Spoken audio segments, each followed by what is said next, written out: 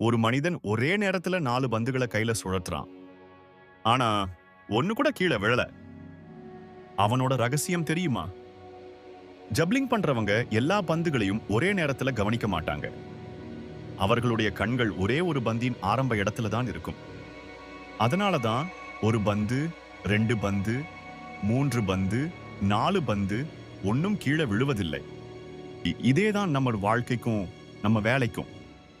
நம்மால் செய்யக்கூடிய ஒரு வேலையில ஆழமான கவனம் செலுத்தினா அந்த வேலை நிச்சயமா நல்லபடியாக முடியும்.